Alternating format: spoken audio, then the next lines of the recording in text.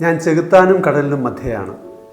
ഒരു കൗൺസിലിംഗ് സെഷനിൽ ഒരു ചെറുപ്പക്കാരൻ എന്നോട് പങ്കുവച്ച വാക്കുകളാണ്. ഞാൻ ചോദിച്ചു, കാര്യമെന്താണ്? അപ്പോൾ ആ ചെറുപ്പക്കാരൻ പറഞ്ഞത്, എൻ്റെ ഭാര്യയും അമ്മയും തമ്മിൽ വഴക്കാണ്. എൻ്റെ പേര് ഡോക്ടർ ഓജസ് കറിയ, കൺസൾട്ടൻറ്റ് സൈക്കോളജിസ്റ്റ്. വിവാഹ ജീവിതവുമായി ബന്ധപ്പെട്ട് ശക്തമായ ദൃഢമായ ബന്ധങ്ങൾ, അർത്ഥവത്തായ ബന്ധങ്ങൾ സൃഷ്ടിക്കാനും അത് മെയിൻറ്റെയിൻ ചെയ്യാനുമുള്ള വീഡിയോ സീരീസിലെ 15ാമത്തെ വീഡിയോ ആണ് നമ്മൾ ഇന്ന് ചർച്ച ചെയ്യുന്നത്. ബന്ധങ്ങളുടെ അതിർവരമ്പുകൾ നിശ്ചയിക്കുക, ബൗണ്ടറീസ് ലിമിറ്റ് ചെയ്യുക, അതിനെക്കുറിച്ചാണ് നമ്മൾ ഇന്ന് ചർച്ച ചെയ്യുന്നത്. അമ്മായിയപ്പൻ, അമ്മായിയമ്മ, ബന്ധുക്കൾ, ഇവരുടെയൊക്കെ ഇടപെടലുകൾ ജീവിതത്തിൽ ആവശ്യമാണോ ആവശ്യമല്ലേ, ഈ കാര്യങ്ങളെക്കുറിച്ചാണ് നമ്മൾ ഇന്ന് ചർച്ച ചെയ്യുന്നത്. ചാനൽ സബ്സ്ക്രൈബ് ചെയ്തിട്ടില്ലാത്തവർ ഇപ്പോൾ തന്നെ സബ്സ്ക്രൈബ് ചെയ്യുമല്ലോ. ദാമ്പത്യ ബന്ധത്തിൽ ബന്ധുക്കളുടെ ഇടപെടലുകൾ പലപ്പോഴും വിവാഹബന്ധത്തിൻ്റെ തളർച്ചയ്ക്കും വളർച്ചയ്ക്കും കാരണമാകാറുണ്ട് എന്നുള്ളതാണ് ഒരു സത്യം. ദമ്പതികളിലെ വൈവാഹിക സംതൃപ്തി കണ്ടെത്തുന്ന അളവുകോൽ നമ്മൾ നിർണ്ണയിക്കുമ്പോൾ അതിനെ സ്വാധീനിക്കുന്ന ഘടകങ്ങളിൽ പ്രധാനപ്പെട്ട ഒരു ഘടകമാണ് ബന്ധുക്കളുടെ സ്വാധീനം. കൗൺസിലിങ്ങിനായി എൻ്റെ മുന്നിൽ വന്ന ഒരു പെൺകുട്ടി, അവളുടെ അച്ഛനും അമ്മയും ആ പെൺകുട്ടിക്ക് പൂർണ്ണമായ സപ്പോർട്ടാണ്. എല്ലാ കാര്യങ്ങളും ചെയ്തു കൊടുക്കാനുണ്ട്. അമ്മായിയപ്പനും അമ്മായിയമ്മയും പൂർണ്ണമായിട്ടും അവർ ആ കുട്ടിയുടെ കാര്യങ്ങൾ കെയർ ചെയ്യുന്നു, സപ്പോർട്ട് ചെയ്യുന്നു. ആ കുട്ടി ഭർത്താവിൻ്റെ വീട്ടിൽ നേരിടുന്ന ഒരേ ഒരു പ്രശ്നം ഭർത്താവിൻ്റെ അച്ഛൻ്റെ അമ്മയാണ്. ഈ അമ്മ കുറച്ച് അസഹനീയമാണ്. ആവശ്യമുള്ളതും ആവശ്യമില്ലാത്തതുമായ കാര്യങ്ങളിൽ ഇടപെടുന്നു. ആ രീതിയിൽ പെൺകുട്ടി കുറച്ച് സ്ട്രഗിൾ ചെയ്യുന്നു. അതാണ് ആ പെൺകുട്ടി നേരിടുന്ന ഏറ്റവും വലിയ പ്രശ്നം. നാട്ടിൽ കാണുന്ന മറ്റൊരു സവിശേഷത, കല്യാണം കഴിഞ്ഞ് ഒരു 2-3 മാസം കഴിയുമ്പോൾ വീട്ടുകാരും ബന്ധുക്കളൊക്കെ പെൺകുട്ടിയോട് ചോദിക്കുന്നു, വിശേഷമൊന്നും ആയില്ലേ? ഒരു കുട്ടി എപ്പോൾ വേണം എപ്പോൾ വേണ്ട എന്ന് തീരുമാനിക്കാനുള്ള ദമ്പതിമാരുടെ അവകാശത്തിന്മേലുള്ളൊരു കൈകടത്തൽ കൂടിയാണ് ഈ ചോദ്യം. എന്ത് കഴിക്കണം, എന്ത് കഴിക്കേണ്ട, എന്ത് പാചകം ചെയ്യണം, എന്ത് പാചകം ചെയ്യേണ്ട, ഇങ്ങനെയുള്ള കാര്യങ്ങളിൽ തീരുമാനമെടുക്കാൻ ബന്ധുക്കളുടെയും വീട്ടുകാരുടെയും ഒക്കെ ഇടപെടൽ, അത് വിവാഹ ജീവിതത്തിൻ്റെ മുന്നോട്ടുള്ള പ്രയാണത്തിനൊരു വലിയ വെല്ലുവിളിയാണ്. ദാമ്പത്യ ജീവിതത്തിലെ ബന്ധങ്ങളെ നമുക്ക് 3ആയിട്ട് തരംതിരിക്കാം. ഒന്ന്, നിങ്ങൾക്ക് നിങ്ങളുടെ പങ്കാളിയുമായിട്ടുള്ള ബന്ധം. 2, നിങ്ങൾക്ക് നിങ്ങളുടെ പങ്കാളിയുടെ വീട്ടുകാരുമായിട്ടുള്ള ബന്ധം. 3, നിങ്ങളുടെ പങ്കാളിക്ക് വീട്ടുകാരുമായിട്ടുള്ള ബന്ധം. ഈ 3 ബന്ധങ്ങളും ബാലൻസ് ചെയ്ത് പോകുമ്പോഴാണ് വിവാഹ ജീവിതം സന്തോഷകരമാകുന്നത്.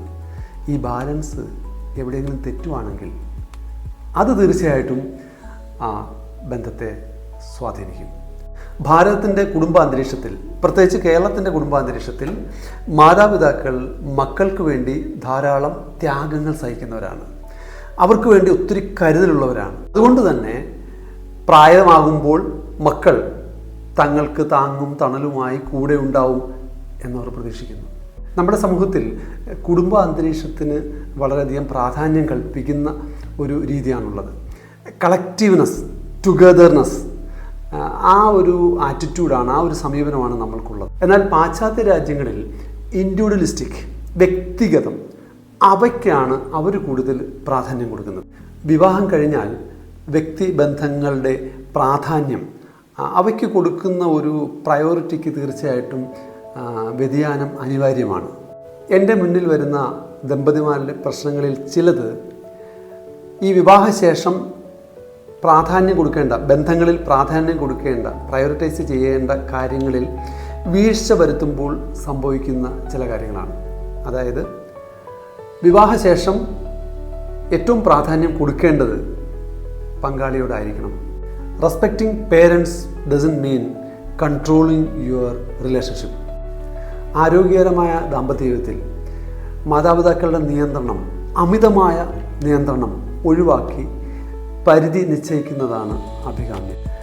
ദാമ്പത്യ ജീവിതത്തിൽ അനാരോഗ്യകരമായ ഇടപെടലുകളുടെ ലക്ഷണങ്ങൾ എന്തൊക്കെയാണെന്ന് നമുക്ക് നോക്കാം. കൂടുതൽ പ്രശ്നങ്ങളൊന്നും ഉണ്ടാക്കേണ്ട എന്ന് കരുതി പങ്കാളിയിൽ നിന്ന് ചില കാര്യങ്ങൾ മറച്ചു പിടിക്കുക. വ്യക്തിപരമായ കാര്യങ്ങളിൽ പോലും ഇൻലോസിൻ്റെ ഇടപെടലുണ്ടാവുക. പേരൻസിനേക്കാളും പ്രാധാന്യം പങ്കാളിക്ക് കൊടുക്കുമ്പോൾ കുറ്റബോധം തോന്നുക. മാതാപിതാക്കളുടെയും ബന്ധുക്കളുടെയും സന്ദർശനം കണക്ഷന് വേണ്ടിയല്ല, ഇൻസ്പെക്ഷന് വേണ്ടിയാണ് എന്ന തോന്നലുണ്ടാവുക. ഈ പറഞ്ഞ കാര്യങ്ങളുണ്ടോ എങ്കിൽ സംസാരിക്കാൻ സമയമായി. ലക്ഷ്മണരേഖ വരയ്ക്കാൻ സമയമായി. മാതാപിതാക്കൾക്ക് പൂർണ്ണമായും ബഹുമാനം കൊടുത്തുകൊണ്ട് എങ്ങനെ ബൗണ്ടറീസ് സെറ്റ് ചെയ്യാം? ആദ്യമായി ടോക്ക് ആസ് എ ടീം. എന്താണ് സ്വീകാര്യമായത്, എന്താണ് സ്വീകാര്യമല്ലാത്തത്, ഇത് പങ്കാളിയുമായി പങ്കുവച്ച് ഒരു ധാരണയിലെത്തിയതിന് ശേഷം മാത്രം സംസാരിക്കുക. അടുത്തത് കപ്പിൾ സ്പേസ്. നമ്മൾ പേഴ്സണൽ സ്പേസ് എന്ന് പറയുന്നത് കേട്ടിട്ടുണ്ട്. ഒരു വ്യക്തി തൻ്റേതെന്ന് തോന്നുന്ന, തൻ്റേതെന്ന് വിശ്വസിക്കുന്ന സ്പേസിനാണ് നമ്മൾ പേഴ്സണൽ സ്പേസ് എന്ന് പറയുന്നത്. അതേപോലെ കപ്പിൾ സ്പേസ്, ദമ്പതിമാർ അവരുടേതെന്ന് കരുതുന്ന ഒരു സ്പേസ്, അതിനാണ് കപ്പിൾ സ്പേസ് എന്ന് പറയുന്നത്. വൈകാരികമായും സാമ്പത്തികമായും സാമൂഹികമായും ശാരീരികമായും ഒക്കെ പ്രാധാന്യമുള്ള ആ സ്പേസ് സംരക്ഷിക്കേണ്ടതുണ്ട്. 3, ബി കൈൻഡ് ബട്ട് ക്ലിയർ. നമ്മുടെ നന്മ ലക്ഷ്യമാക്കി ചെയ്യുന്ന കാര്യങ്ങൾക്ക് നന്ദിയുണ്ട്. ഈ കാര്യം ചെയ്യാൻ ഞങ്ങൾ ഇങ്ങനെയാണ് തീരുമാനിച്ചിരിക്കുന്നത്. ഈ ടോണാണ് കൂടുതൽ അഭികാമ്യം. 4, സർക്കിൾ റൂൾ. നമ്മുടെ ഏറ്റവും ക്ലോസ് ആയിട്ടുള്ള ബന്ധുക്കളും മിത്രങ്ങളും ഒക്കെയാണ് നമ്മുടെ സർക്കിളിലുണ്ടാവുക. ഈ സർക്കിളിലുള്ളവർ നമ്മൾക്ക് സന്തോഷവും സമാധാനവും നൽകുന്നവരാണോ? അങ്ങനെയുള്ളവരെ മാത്രം സർക്കിളിൽ ഉൾപ്പെടുത്തുക. ചുരുക്കി പറഞ്ഞാൽ നമ്മൾ സർക്കിൾ വരയ്ക്കുക. ഈ സർക്കിളിൽ ആര് വേണം ആര് വേണ്ട അത് ദമ്പതികൾ തീരുമാനിക്കണം. രാജുവും അഞ്ജുവും എല്ലാ ഞായറാഴ്ചകളിലും രാജുവിൻ്റെ അച്ഛനെയും അമ്മയും കാണാൻ പോകും. അവിടെ ചെല്ലുമ്പോൾ അഞ്ജുവിന് വല്ലാത്ത തിരസ്കരണവും ഒഴിവാക്കലുമൊക്കെയാണ് നേരിടേണ്ടി വന്നിട്ടുള്ളത്. 1 മാസത്തോളം അഞ്ജു സഹിച്ചു. അതിനുശേഷം രാജുവിൻ്റെ അടുത്ത് പറഞ്ഞു, രാജുവിൻ്റെ മാതാപിതാക്കളെ എനിക്ക് വലിയ ഇഷ്ടമാണ്, എന്നാൽ ഞാൻ കൂടുതൽ ഇഷ്ടപ്പെടുന്നത് രാജുവുമായിട്ടുള്ള സമയമാണ്, നമുക്ക് വേണ്ടി മാത്രമുള്ള സമയം. രാജുവിന് കാര്യം മനസ്സിലായി. സന്ദർശനം കുറച്ച് സാവധാനമാക്കി, അതിൻ്റെ വെട്ടിക്കുറച്ചു. അവരുടെ ബന്ധം കൂടുതൽ ഊഷ്മളമായി, ദൃഢമായി. തുറന്ന സംസാരം അതിർവരമ്പുകൾ കൃത്യമായി നിർവചിക്കുന്നതിനെ സഹായിക്കും.